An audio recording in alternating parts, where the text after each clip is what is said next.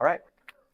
Welcome, everybody. Today is yet another episode of the John and Rory Show, otherwise known as. Behind the Signs. And today's topic is going to be something that's near and dear to both of our hearts, which is when you struggle with organization, like albeit Guilty. undiagnosed, but I believe I have ADHD. I know Rory feels that he probably does too. Everyone that I know has diagnosed me. I haven't had a doctor do it necessarily. Me too. But before we start, remember to like, comment, subscribe, and hit the bell button for notifications so you can get more of these topics and let us know what you'd like to hear. So anyway, and actually on that point too, we want your conversation, like we want your comments, because it helps us know how to or like what to address in future episodes. Yeah. But specifically what we want to talk about today, because it's a pretty constant challenge. I think we've shared this over the years, that how do you stay organized, and not only organized but efficient in getting things done, both I know in my role, my job, I end up with getting pulled in so many directions nothing at gets once done. that it's so easy for nothing to get done, or you spend an entire day with your wheels spinning, with feeling like you're really, really busy, but nothing actually gets accomplished. That's very important. So focusing on one task. And it was so in the other spectrum of that, I'll have a task in mind and I will not even sleep, and it'll run through my mind until it's done. I have to finish it. Because the subconscious in me says, if I don't finish this, it will not get done at all. And so I have to finish. Which is very useful, actually. It can be so, but it means that you'll stay up till 2 a.m. painting a garage, which I've done. Well, and I think, at least from what I understand about ADHD, is we will hyper focus. I will do that in like research. I will start going down a rabbit trail and won't stop until I know everything, every minute detail. So it makes you jack of all trades, master of none, but better than a master of none. Master of one? Is that what's the saying? Well, I always say it this way. It's when you have ADHD, it's easy to be an inch deep and a mile wide. But the people that are often very successful in this world and are able to, for example, monetize their knowledge, in a business or career or whatnot, are people that are a mile deep and an inch wide. I'll never be that, but what I'm trying to do is find those things or the things that are important, whether it's family, career, hobbies, the things you really want to do well, you want to get good at. How do you get competent? How do you accomplish the important aspects of that? What I think that it's helped me in that is consciously removing things from my life that I know just are not going to necessarily pan out, right? It's like, this has to go out. Like, these things have to come off of my life. Like, I can't have this many hobbies, this many projects, this many things. Like, this is one that's just not going to work, but this is what I'm passionate about. So now you're narrowing that mile wide a little, and it's definitely still like, maybe it's half a mile, So, but I notice it. So go back into your planning point is like, my distraction is in the planning. So we have what we call a CRM. What's that stand for? Customer Relationship Management. Okay, it's a database, right? So you use that to keep track of people. Now here's the funny part about it. A CRM helps you stay in touch with your database. However, it's only as good as the person that's using it. So therefore, I've been given a database to help me with my ADHD, or ADD is what I call it. I grew out of the H. I'm not hyperactive anymore. I don't know if I necessarily ever was hyperactive. Yeah, I'm always go, but I'm not. It's just weird because I don't want to be in front of people all the time, and socially, I'm like, I don't need crowds. I don't want to be with a microphone, but I do like to just keep moving, right? You're just like, hey, you take naps, and going, no, I don't take naps. I don't take naps, man. So there's not enough time for that. So anyway, here I am. I got distracted. I'm trying to stay on topic. So what happens is you get the CRM. It's supposed to help you do that. I'm like, this is great for ADHD people. I'm like, yeah, but ADHD people will log in, and as they're logging in and it's buffering in, you go off like, oh, I need to do this. I need to do this. And then you never use it. So like, it's this conundrum of this that you're in is like, you use it because it helps you, but yet you don't use it because you never get to it. Well, how I have come to understand, and this is what I'm talking about for me.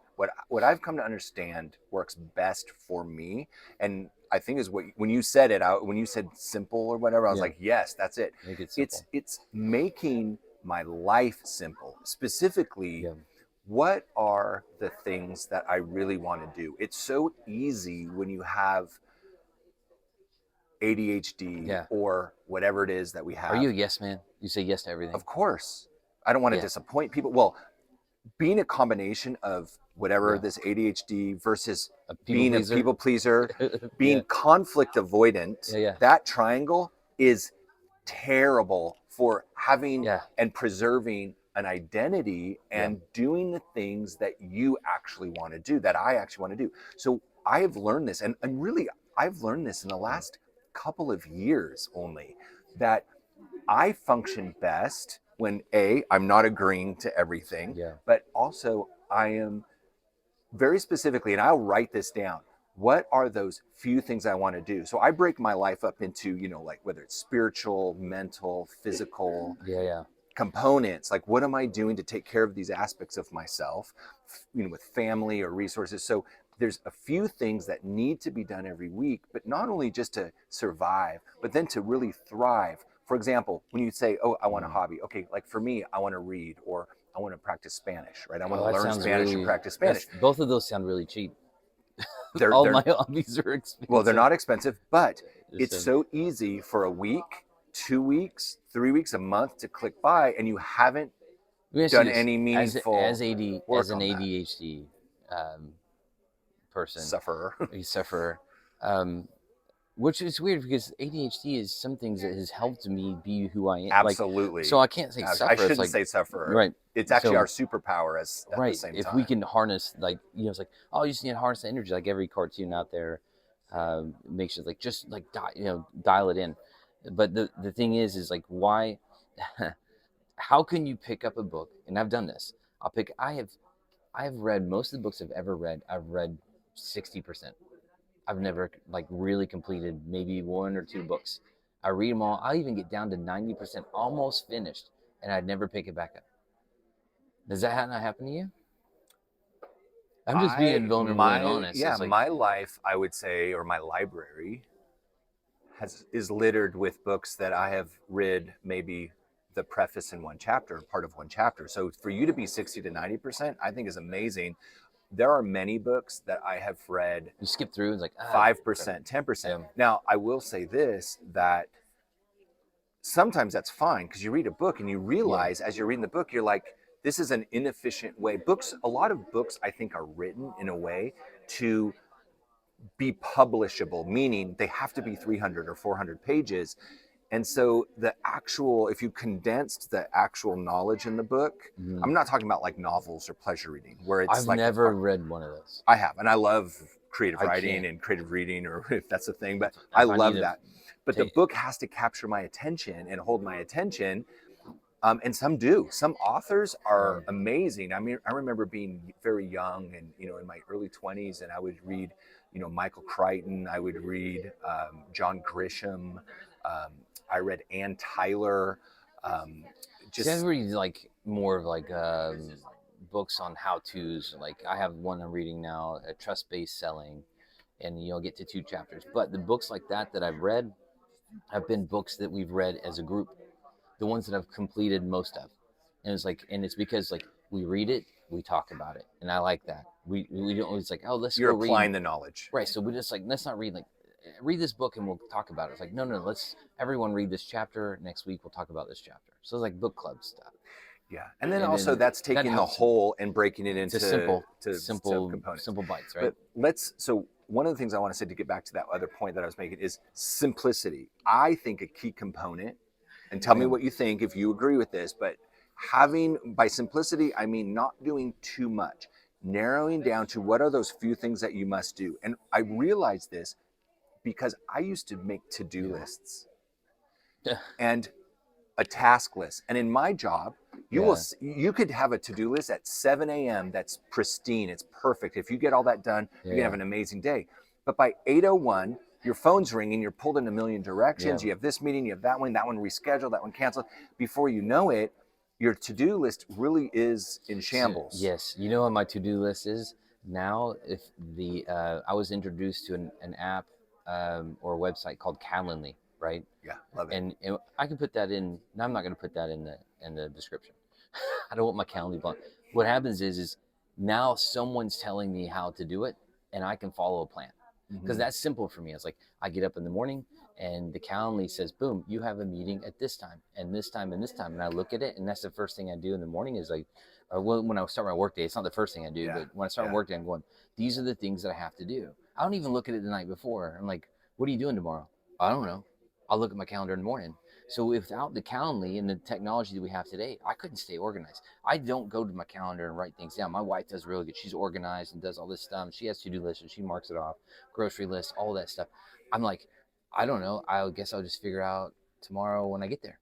Right? And so with Calendly, I don't know if you do that with your calendar. I use my iPhone alarm. I will have alarms throughout the day, and I will set my alarms, which is, I still use my calendar. Believe me, I look at my calendar, but the alarms even during the day, because I may have a meeting at 3 p.m. and I'm so in the zone on a meeting at 1 p.m. that I can forget for that moment, out of sight, out of mind, that I have that meeting at 3. So I will set an alarm sometimes 2 or 3 hours ahead, and then another one maybe half an hour ahead. So I look, or if I'm going to make a call to somebody, you make your calendar though, right? Yeah, I do. See, I don't do that. I've got to live by calendar. Okay, so if it's not on my calendar, it just doesn't exist. I send you the link, you book a time with me, right? And that books a time with me, and I follow the directions of what someone else is saying. You see, that works when you can do phone calls. When you are going to be driving to Arlington or to Jersey City or to Los Angeles or whatever, then it's hard, right? Because you have to allow commute time and you need a heads up. Calendly does all that. It puts it all in there. Okay. So what I'm saying, I set it up once. People pick the times and how it does, and it makes the travel time and whatever, Zooms or this is an in-person, this is a Zoom, it allows the time. What I'm saying is like the technology today has led it to where I don't have to organize it. I organize it one time, someone else picks this thing. So, okay, I'll show you a perfect example of how I organize. And this is, I couldn't do this. Okay. I use ChatGPT to create my plan. So I was trying to start working out, right? So working out was part of my goal when cycling ended, to start doing some weightlifting and whatever. But I was like, one day I'd do push-ups, the next day I would do curls, and the next day I would do this, and I didn't know. But so I put in ChatGPT and said, I need to work out. It says, you should try this type of workout. I'm going, but I don't know that type of workout. I'm like, so what I do, back and buys, chest and tries, the whole thing. Right. It's like, and then I forget it off, and it tails off. All right. So I said, look, ChatGPT, I am this age, I am this weight, I am this tall, my goal is this by February. I want to this type of workout, and this are the weights that I have access to currently. Build me a plan for a daily plan for the next 9 weeks that will put me at my goal. And I hit enter, and it goes bloop. It was 10 seconds. It did it in 10 seconds. So now every day I wake up, I go into my computer, I said chat, please post my workout for today. And it goes, and it pushes up and pulls up. And that's what I do. That's the plan. I told it I only had 45 minutes a day to work out, and it gives me a 45-minute plan. I didn't write it. If someone coaches me, if a coach says, do this, I do this. Right. I have a boss that says, I need you to do this, I do that. I have struggled with doing and creating the plan on my own. And I don't want to make it sound like I can't. I just struggle with it. So I have to be like hyper focused in a room. And here's what's crazy. If I'm in a room with just quiet, nothing gets done. So I think the distraction of nothing. So we can say, so let's kind of, up to this point, what we're saying is simplify, some form of simplicity, whether it's the number of things or having it. But part of that, the corollary for you is when you have to take time to plan what it is you're going to be doing, that in itself is distracting. It's distracting, and it can actually defeat your productivity. So what you're saying, whether it's Calendly or using ChatGPT to come up with a plan or whatever it is, having a sort of set of do A through Z, here it is, then you are great with that. If somebody else makes my list, like you make a to-do list, but if somebody else made the to-do list, would you do it? Because now there's accountability. That's a good point. That's a great point. You see what I'm saying? Well, and I think that speaks to a bigger topic, a broader topic, which is discipline. Yeah. And when you think about like, David Goggins, Jocko Willink, just some, different people that probably not even just military, former military guys, but they speak in their books quite extensively about the discipline, like when you're disciplined with doing the things that you need to do, your priorities, and doing them first and finishing those, that while in some ways it feels very constricting, it's like, man, I don't have freedom. It's actually the opposite is true. Surprisingly, it's a paradox. Yeah.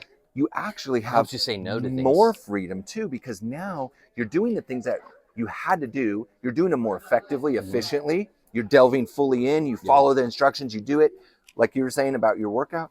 Then at that point, now you have the freedom versus being in this sort of meandering wilderness of what do I do, bouncing from thing to thing, not really ever accomplishing anything. My dad used to tell me when I was a kid, he would say, man, John, you'll skate the puck all the way down the ice, but you don't put it in the net. Like you got to put it in the net. Like you'll get almost there. Like my I would build model airplanes and I would get it almost done and it wouldn't be finished, or whatever it was. So I would say, what's funny with models, I would either get a model and never finish it, or I'd have it done in 30 minutes. And I said it'd have glue fingerprints all over it. It would be half painted and be like, oh, I forgot that piece. But it was all together. Done. It was done in 30 minutes. And we talk about, done is better than none has been like a motto, right? It's like it's perfect. Let's talk about that too. So, but that's, you don't want to be a brain surgeon, right? Is that the idea? Well, no. What I'm saying is that is a great motto. Like the enemy of good is not bad. The enemy of good is perfect, right? Like people with ADHD, one of the things is, I feel this in myself, is like often when I'm doing something, I want it perfect. For example, I was putting away Christmas decorations New Year's Day last year. And as I'm putting them away, I'm realizing I want things more organized in different bins. I want it color coded. So instead of just saying, you know what, I'm going to pack this up in a reasonable amount of time, like an hour and a half, 2 hours. Instead, I took all day buying even more bins so that everything's pristine and put away. Part of me is like, hey, that's important because we have fragile ornaments and things like that. But the reality is, it took an entire day. Like my effort expanded to fill the time. And in fact, during the cleanup process, I actually made a bigger, what seeming was a more disorganized mess. So that's why it always gets messier before it gets cleaner. You've seen my office. It's like, look, I'm working on it. Trust me, it's going to get cleaner. So, simplicity, and I would say simplicity and prioritization. The having a very set group of tasks or instructions that are set for you with some innate accountability, whether to a system or to yourself or to another. An accountability piece is a big thing for me, because I just, another part of my personality. You're talking about like, this personality traits that go into that people pleaser, and like people pleasers, I have to make sure that someone else is okay. Is happy with it. Right. And and it's like, are you good with this job that I did or whatever I've done? So I'm like, it's my people pleasing personality says, not only I'm going to do this, but I'm not necessarily doing it for myself. I'm doing it to make sure that everyone's happy with the product at the end. It's like, I don't want to see it like I'm doing it for them. I'm doing it because I don't want to let them down, and I don't want to let me down. Right. And so there's this group setting. I feel that. Of like, I feel that. Right. So like, what's well, I always kind of tell people that, well, I used to swim a lot, right? And so, and I wasn't very good at it, but I could get it done. Like I could swim a mile, and I would tell people would tell me, I could swim a mile if my life depended on it. And I said, could you swim a mile if your wife depended on it? And they're like, maybe. I said, yeah. So that's where I give the correlations. Like, I'm not necessarily I'm not putting myself necessarily aside, but I'm adding in another piece to this to make sure that everyone's good. Because like now, if Because I had, you don't want to let people down. That's a core fundamental trait of you, is that to you is the worst thing. You'll let yourself down before you'll let other people down. I've almost drowned before. And I said, it's like, I said, this is it. I didn't have anything else to do. But what I knew that at that point that, like I said, if my wife was in danger and sitting on a boat stranded and I needed to swim a mile to shore, it would someone would have to kill me not to get to there. Not me. I wouldn't quit. Right. You see, and so that is like the piece that keeps me, when someone gives me a plan, my thought process is that's what helps me get to the edge of like, I have to complete this task. Yeah, I think that's phenomenal. I think that's great, and that may help people. Let us know again what you think. Does it help if you're accountable to somebody? But okay, so let's, like, again, summarizing: simplicity and priority, right? Yeah. What do we say? Having a plan. Even in the simplicity in the plan, to follow the plan, accountability, whether it's to yourself or to another. It's understanding that doing something, a task that's maybe not the most important, a task that's important, but spending all day on it is kind of a waste because it's taking time away from someone else. Don't be perfect, just be good. And I would say, what the other thing that helps me is just, and this is more of like a physical tidying. Like, I'm a clean person. I have great hygiene. I don't stink. I'm like, my work surfaces, when I cook at home, I'm clean. You'll never find a cat sitting in my crock pot, so you can eat my potluck food. It's always good. Like, I'm clean.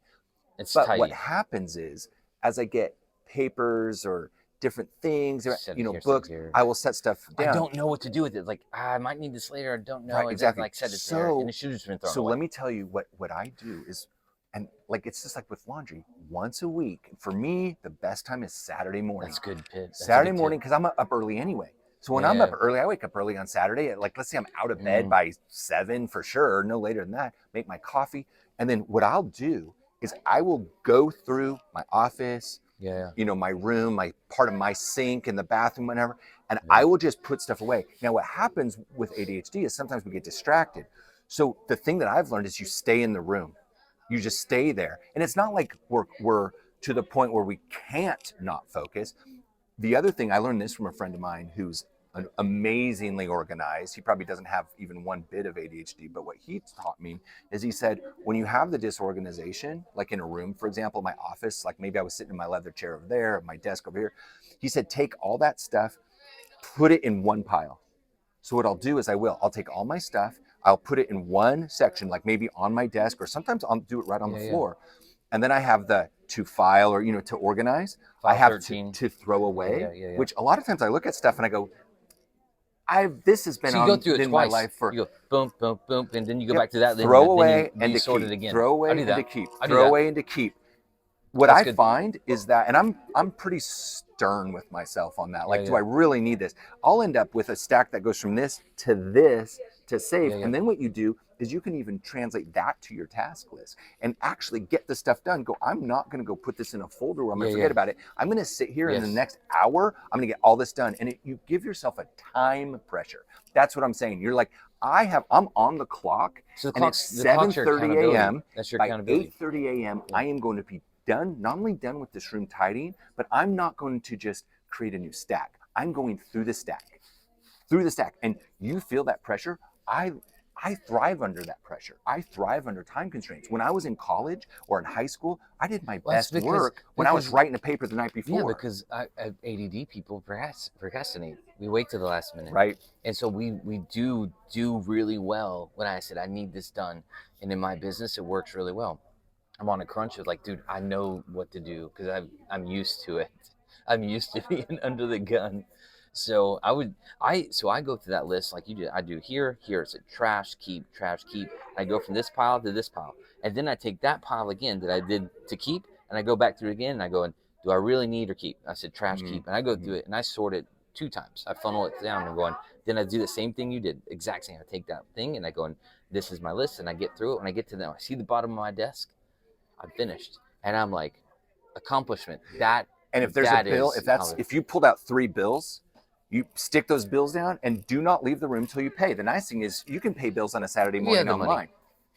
You just go and you take care of it, and it's done. And then I write on my bill, paid in full this date. So if I find that later, but then I'll shred it. My mom always told us growing up, when we would get under like pressure of like, this is too big of a task, she would tell us, how do you eat an elephant? I was like, I don't know. And she would say, one bite at a time. And I said, so now I try to look at things as little tasks opposed to one big one, because sometimes you look at this big task, you're like, nope. And you turn around, you're like, it's too, not necessarily it's one big project, but a bunch of little things add up to this big elephant, right? Because an elephant isn't like one mass. It's 4 legs, a trunk, a tail, and the ears. So I'm looking at all these things and going, it's too much, my sensory overload. And I was like, no, right, let's focus on this. Like, I'm going to do this first, and then I'm going to tackle this. But I can't really bounce around project to project, right? Because I've found that doesn't work. Like when I have seasons, right? When I do cycling, I said, I don't run, I don't lift weights, I don't do, because that's a distraction from my hobby that's that. And then when I get off the bike, I generally don't just hop on and off the bike. It's like off the bike. And so that's part of my simplicity. My life can't fill in all of those things.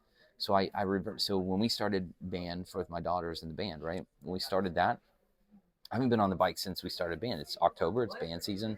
This is her time, and I do that. But in the summer, they know that like Dad's on his bike in the morning at 5 a.m. And that's what I do.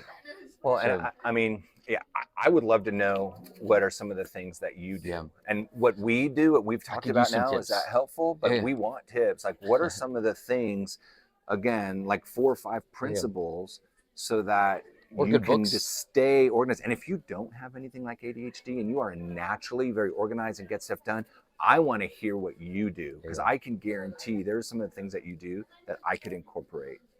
For sure. I could use some tips. And there's some successful ADHD people out there that have figured it out, and they're using their ADHD as a superpower.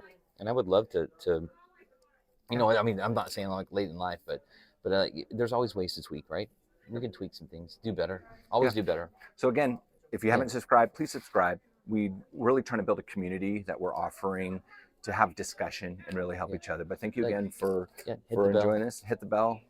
And hit the comment, all those cool things. We'll see you next time. Bye.